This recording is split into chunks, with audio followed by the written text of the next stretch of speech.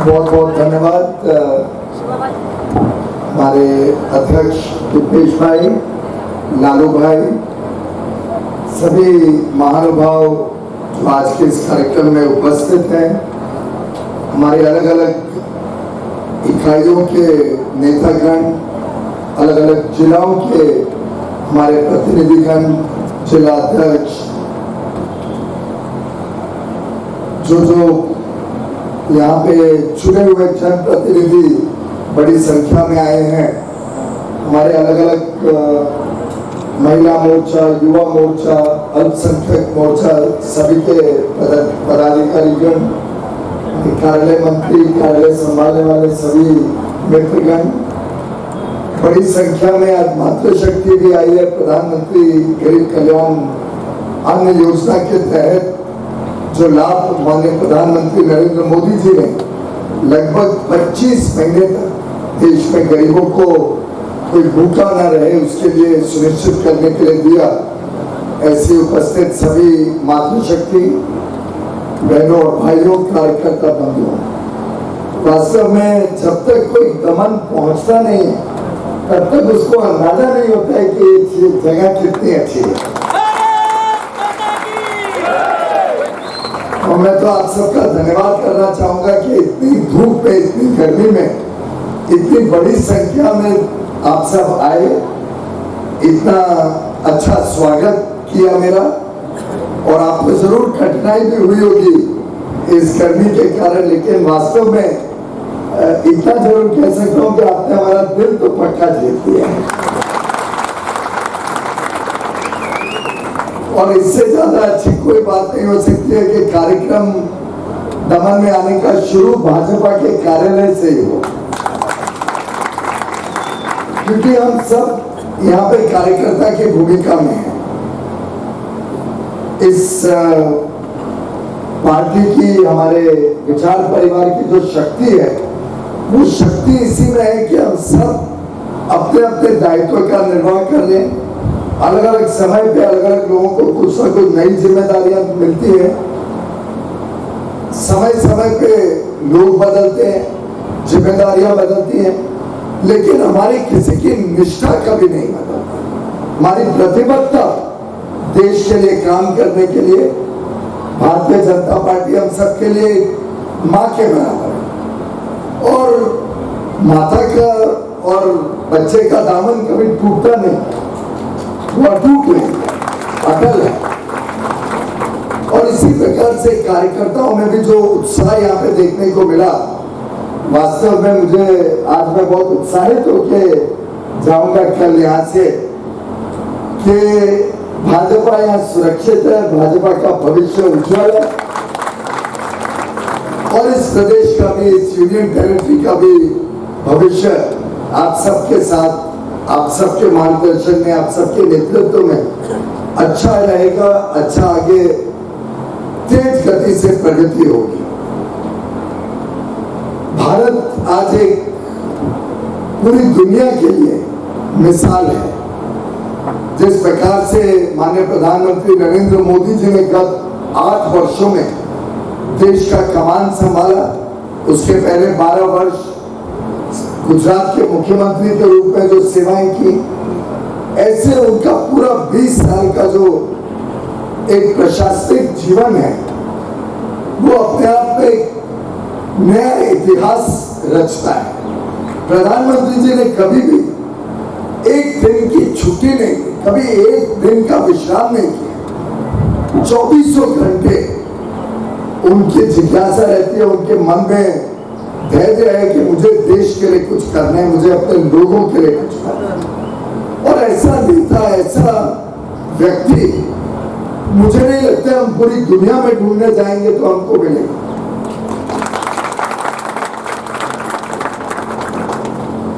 मुझे कोविड के दिनों में भी ध्यान आता है कैसे नए नए आइडियाज लेके प्रधानमंत्री जी कभी सुबह 6 बजे फोन कर रहे हैं, कभी रात को 2 बजे फोन कर रहे हैं, हर बार कोई नया आइडिया। और मैं अगर गिनाने जाऊं तो आप आश्चर्यचकित रह जाएंगे। कोई चीज की समस्या होती थी तो हम सब भी एक बार कभी ना कभी बौखला जाते थे, हमको भी लगता था नहीं इसका समस्या का हल तो हमारे पास है ही नहीं। लेकिन एक ठंडे दिमाग से, बहुत ही सूझबूझ के साथ, नई नई कल्पना को लेके, नए नए आइडियाज हमको देने के लिए प्रधानमंत्री जी पूरे समय हमारे साथ रहते थे। प्रधानमंत्री जी का आप सबने देखा होगा, वो कहते हैं कि आप एक कदम आगे बढ़ो, मैं आपके पीछे 5 कदम आगे बढ़ूंगा। हमको भी प्रधानमंत्री जी कहते हैं कि तुम जितनी काम करोगे उससे ज्यादा ही काम मैं इनको करने के लिए आप लोग प्रोत्साहित करोगे। आपकी ऊर्जा मुझे भी मिलती है। जितना एक एक व्यक्ति योगदान देता है देश के निर्माण में, उतना उनको ऊर्जा बढ़ती है, उतना उनका उत्साह बढ़ता है। और वास्तव में कार्यकर्ता को तो वो सबसे केंद्र बिंदु समझते हैं हमारे काम का देश भर में। और भारतीय जनता पार्टी के कार्यकर्ता को वास्तव में जो आदर सम्मान प्रधानमंत्री जी के नेतृत्व में उनके कमान संभालने के बाद मिला है, मैं समझता हूँ कोई और पार्टी में कार्यकर्ता को इतनी अहमियत, इतनी ज्यादा ताकत कोई और पार्टी में नहीं मिलती होगी जितनी भाजपा के कार्यकर्ता में। और कोई विभाग के लोग देखिए, प्रधानमंत्री के रूप में कोई वो ऐसा नहीं अप्रोच लेते, ऐसा नहीं सोचते कि भाई बस सब लोग अपना अपना देखो, मैं एक ऊपर से ओवरव्यू देख के काम चलाऊं।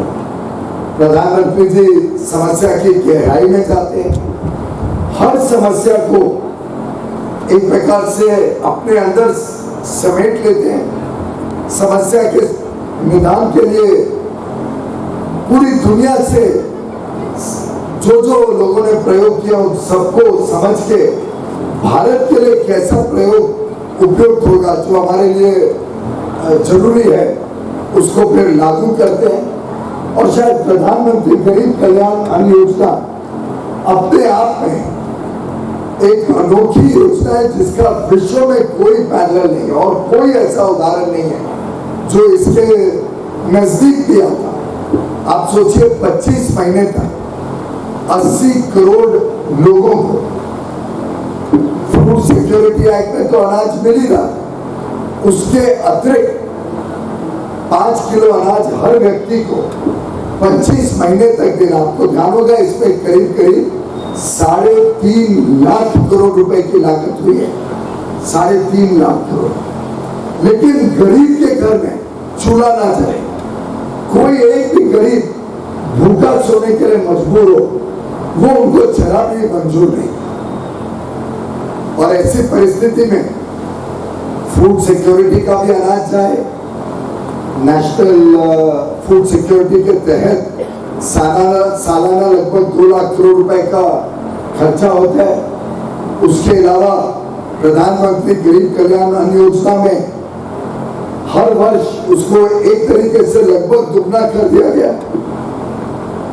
लेकिन गरीब का जहां सवाल उठता है, प्रधानमंत्री जी जरा भी कभी बजट की चिंता, बजट में तकलीफ आएगी, इसकी कभी भी चिंता नहीं। हमारे गरीबों का घर फूले भले, गरीबों के घर में पर्याप्त मात्रा में अनाज हो। कई जगह तो यहाँ तक खबर मिली कि घर में अगर 5-6 व्यक्ति हो और फूड सिक्योरिटी का भी अनाज आ रहा है, गरीब कल्याण अन्न योजना का भी अनाज आ रहा है, तो पूरी बोरी की बोरी उठा के दुकान से हमारे गरीब लेकर जा सकते हैं।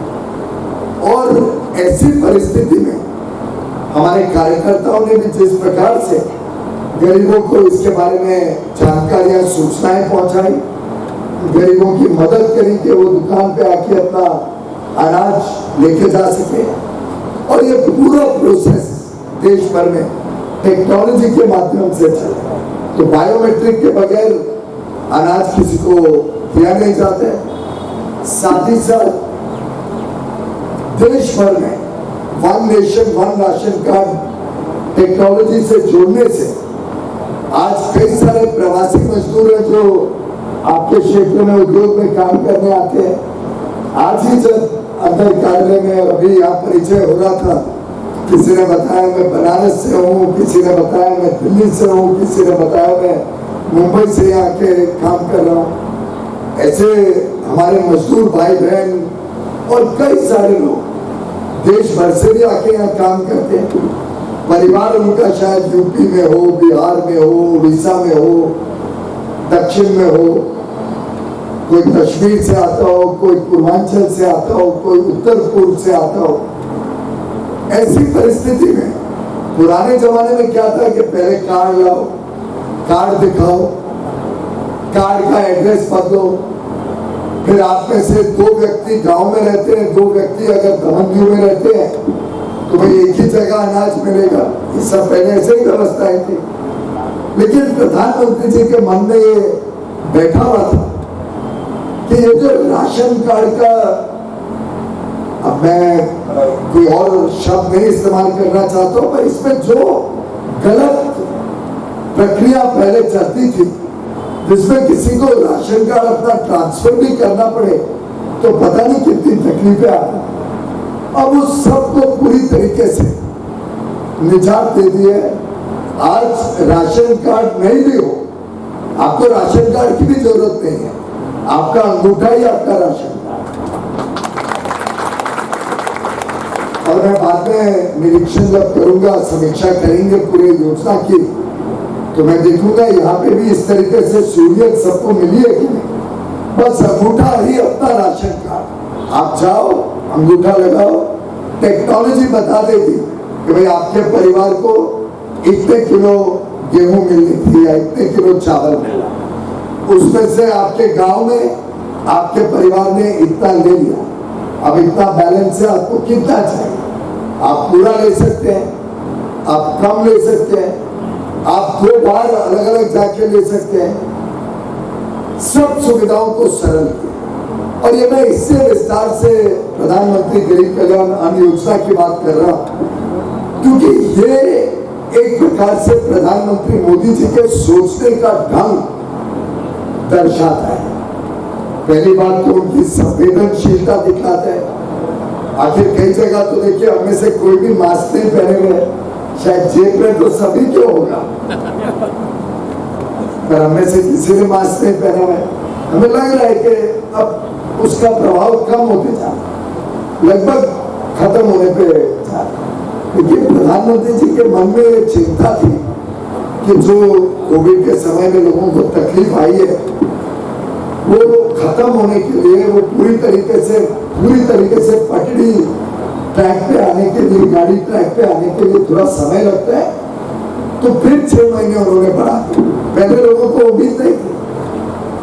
मैं विश्वास दिलाता हूँ, अगर हम हाथ उठाने के लिए कहें, शायद ही कोई इक्का दुक्का यहाँ होगा जिसको ऐसा लगा होगा कि मार्च के बाद फिर से PMGKY आगे बढ़ेगा। लेकिन प्रधानमंत्री जी की संवेदनशीलता का एक परिचय कि उनके मन में था कि नहीं, थोड़ा समय और लगेगा जब तक सब लोग नॉर्मल स्थिति में आ जाए। उन्होंने इसको बढ़ा के सितंबर तक कर दिया। टेक्नोलॉजी कैसे इस्तेमाल हो जिससे गरीब को कोई तकलीफ नहीं हो, गरीब के लिए कोई भ्रष्टाचार बीच में नहीं आए, कोई दलाल बीच में नहीं आए, कोई उनका हक उनसे नहीं छीन सके, ये सुनिश्चित करने के लिए उन्होंने 2014 में काम शुरू कर दिया। और आप कल्पना करिए, 1 मिनट के लिए आंख बंद करके अगर हम सोचे, प्रधानमंत्री जी के एक कार्यक्रम को विचार करें, जिस प्रकार से उन्होंने जनधन योजना के तहत हर घर का अपना खाता खुलवाया। पहले तो कहा गरीब को बैंक के दरवाजे से फटकार देते थे, गरीब डरते थे बैंक में जाने के लिए, कोई बैंक से लोन मिल सके ऐसी किसी को कल्पना ही नहीं। सबका खाता खुलवाया, सबको आधार कार्ड देने से उनकी एक आइडेंटिटी बनाई, उनकी पहचान बनाई, पहचान पत्र मिला। बायोमेट्रिक से कनेक्ट करने से जनधन, आधार और मोबाइल, ये जैम के तीनों को जोड़ के सभी जो सरकारी लाभ लाभार्थियों को मिलने चाहिए, ये पारदर्शी तरीके से, बिना भ्रष्टाचार के, बिना कोई दलाल के सीधे आपके खाते में जाए, आपके हाथ में जाए, इसको सुनिश्चित किया। मुद्रा योजना के तहत करोड़ों लोगों, छोटे बड़े व्यापारी, छोटे बड़े काम करने वाले उद्योजक, चाहे वो ठेला चलाते हो, चाहे वो छोटा कुछ उद्योग चलाते हो, उनको मुद्रा योजना के तहत लाखों करोड़ रुपए सस्ते ब्याज पर सुनिश्चित कराए। डिजिटल इंडिया के तहत देश के कोने कोने तक, वास्तव में 6 लाख गांव तक अब ब्रॉडबैंड से कनेक्टिविटी पहुंचने का काम तेज गति से चल रहा है।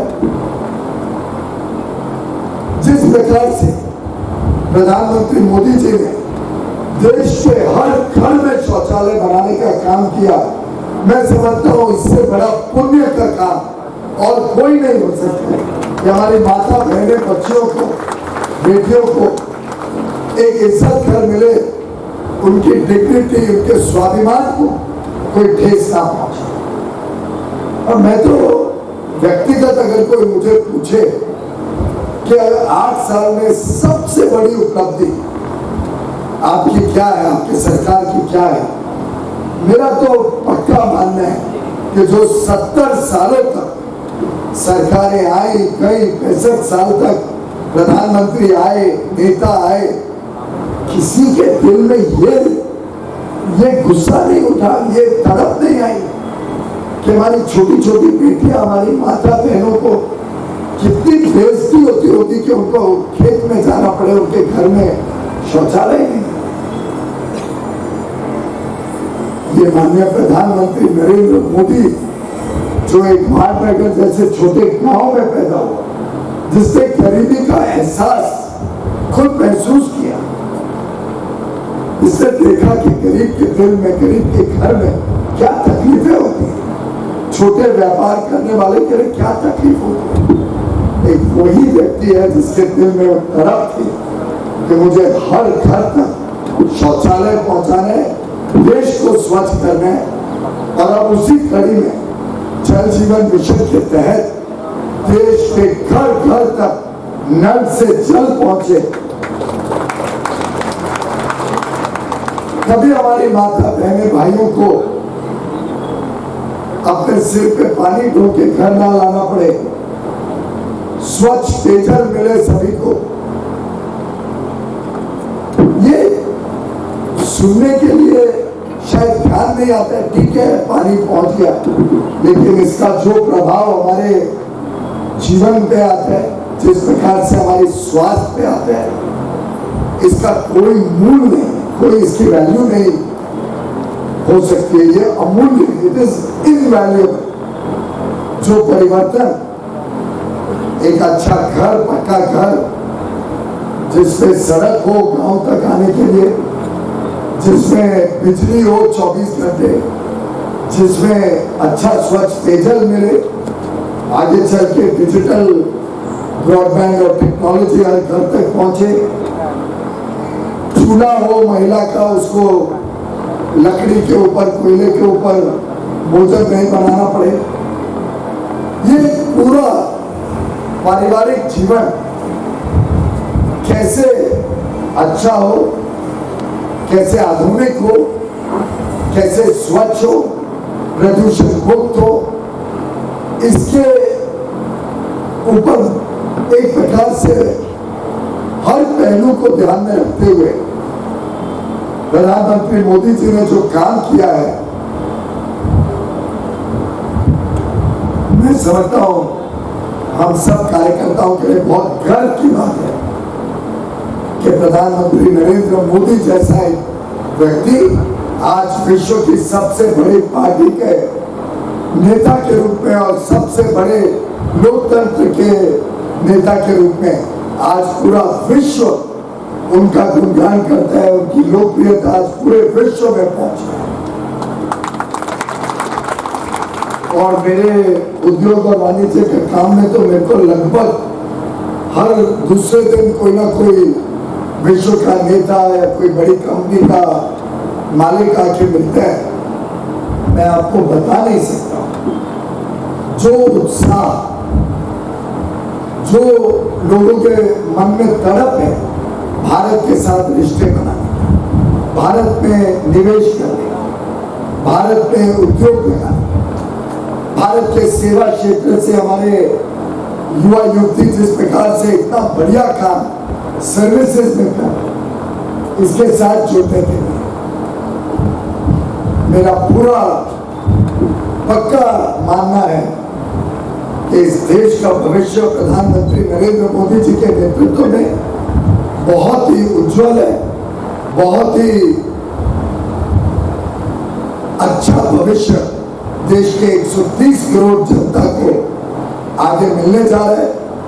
हर प्रकार से, चाहे वो शिक्षा का क्षेत्र हो, स्वास्थ्य का क्षेत्र हो, अलग अलग तरीके से काम करने के नए रोजगार के नए अवसर लाने का काम हो, निवेश लाने का काम हो, समस्याएं आएगी और आज भी कोई विश्व में समस्याएं कम नहीं, उसका प्रभाव भारत पे भी पड़ रहा है। चाहे वो कोविड और कोविड के बाद जो उसकी तकलीफें, उससे सप्लाई चेन डिस्टर्ब हुई, कमोडिटी प्राइसेस बढ़ी, महंगाई का एक दौर चल रहा है पूरे विश्व में, यूक्रेन रशिया के बीच जो लड़ाई चल रही है उसका बड़ा प्रभाव विश्व में और हमारे देश में भी देखने को मिल रहा है। पर इन सब के बावजूद हम सब पूरी निष्ठा के साथ एक साथ मिलकर 135 करोड़ भारतवासी इस देश को आगे लेके जाएंगे। आप सबके सहयोग, आप सबके आशीर्वाद से, प्रधानमंत्री मोदी जी के नेतृत्व में, उनके मार्गदर्शन में, उनकी जो प्रतिबद्धता है इस देश को विश्व गुरु बनाने की, इसको आगे लेके जाने के लिए मैं समझता हूं भाजपा का एक एक कार्यकर्ता और इस देश की 135 करोड़ जनता पूरी निष्ठा के साथ आगे भी काम करेगी। आपका इतना सुंदर जो दमन में अभी तक जो मैंने देखा, थोड़ा बहुत महसूस किया, इसका भी भविष्य बहुत उज्जवल है। आगे चल के दमन में और निवेश आए और उद्योग आए। यहाँ जरूर जमीन की कमी है, तो हमने सोचना पड़ेगा कैसे यहाँ पे कम जमीन पे ज्यादा आउटपुट ला सके, ज्यादा अच्छा काम हो सके और लोगों को यहाँ रोजगार के अवसर मिले। उसके लिए हम सब नेताओं के साथ, यहाँ के स्थानीय नेताओं के साथ, आज प्रशासन के साथ भी मेरी कई बैठकें हैं, हम सब मिलके काम करेंगे, ऐसा मैं आपको विश्वास दिलाता हूँ। पुनः एक बार सिलवासा में, इस पूरे क्षेत्र में किया गया है, जिस प्रकार से यहाँ स्वच्छता के ऊपर और सरकार की अन्य अन्य योजनाओं में लोगों को लाभ पहुँचा है, पारदर्शी तरीके से, भ्रष्टाचार मुक्त तरीके से, ये यहाँ की जनता में अच्छा उत्साह है और आगे भी इसी प्रतिबद्धता के साथ केंद्र सरकार यहाँ के एडमिनिस्ट्रेशन के साथ लगातार काम करती रही। अभी जो विश्व का ये परिस्थिति है, यूक्रेन के चलते रशिया का जो वॉर है, उसके साथ जो पूरे विश्व में अभी मंदी का भी माहौल है, उसमें भारत किस तरह से आगे निकल रहा है? आप देखिए, भारत ने इस पूरे कोविड के महामारी के बावजूद विश्व में जितनी अस्थिरता है, और यूक्रेन रशिया का युद्ध तो अपने आप में पूरे सप्लाई चेन्स को, शिपिंग लाइंस को, कंटेनर्स को, अवेलेबिलिटी को, सबको ही अफेक्ट करता है। उस सब के बावजूद रिकॉर्ड निर्यात, 420 बिलियन डॉलर का एक्सपोर्ट, सामान का, वस्तुओं का, साथ ही साथ सेवा क्षेत्र में, सर्विसेज में 254 बिलियन डॉलर, यानी दोनों मिलाएं तो लगभग 50 लाख करोड़ का निर्यात भारत के इतिहास में पहली बार इन सारी चुनौतियों के बावजूद है। इसका एक संकेत देता है कि आगे चल के पूरे विश्व के देश भारत के साथ अपना व्यापार बढ़ाना चाहते हैं, अपने संबंध और अच्छा करना चाहते हैं। 2 FTA UAE और ऑस्ट्रेलिया के साथ बन चुके हैं, अब और UK, कनाडा, EU के 27 देश बहुत उत्साहित हैं। मेरे साथ लगातार मीटिंगें चल रही हैं, नेगोशिएशंस हो रहे हैं अधिकारियों के स्तर पर, मेरे स्तर पर। माननीय प्रधानमंत्री नरेंद्र मोदी जी के आशीर्वाद से और उनके मार्गदर्शन से आज हम पूरे विश्व में भारत का एक नई पहचान के साथ और एक नए आत्मविश्वास के साथ, जैसे जैसे भारत आत्मनिर्भर भारत बनते जा रहे हैं, वैसे वैसे विश्व भी भारत की ओर निवेश के लिए और भारत को अपने सप्लाई चेन में जोड़ने के लिए अग्रसर है। भारत का और सभी भारतवासियों का भविष्य उज्जवल है, ये मैं आपको विश्वास के साथ। बिग डैडी की परिभाषा अब निकल रही है, बिग डैडी की परिभाषा अब भारत खुद आगे निर्णय ले रहा है। भारत सभी डेमोक्रेटिक कंट्रीज के साथ मिलकर एक अच्छा भविष्य अपने लोगों के लिए बना। आज चर्चा करेंगे। देखिए, उद्योग अपने बलबूते पे भारत में अच्छा ग्रो कर रहे हैं और आगे और ग्रो करेगा। भारत की आज वो स्थिति नहीं है पहले की तरह कि हम कोई हर एक चीज़ जिसको कहते हैं ना तो क्लचेस के ऊपर नहीं चाहते। आज अपने बलबूते पे, अपनी क्षमता पे, अपनी गुणवत्ता पे, हमारे मेहनती कामगारों के शक्ति पे आज भारत पूरे विश्व के साथ कम्पीट कर सकता है। मैं समझता हूँ दमन में आज कोई इंडस्ट्री लाता है तो वो इनकम टैक्स एग्जेम्पशन नहीं देते। यहाँ का पीसफुल वातावरण, यहाँ के लोग किस प्रकार से, यहाँ के लोग बाहर से भी लोगों को आमंत्रण करते हैं, जिस प्रकार से मेहनत करते हैं, उसके बलबूते पे आज यहाँ पे उद्योग आ रहे हैं।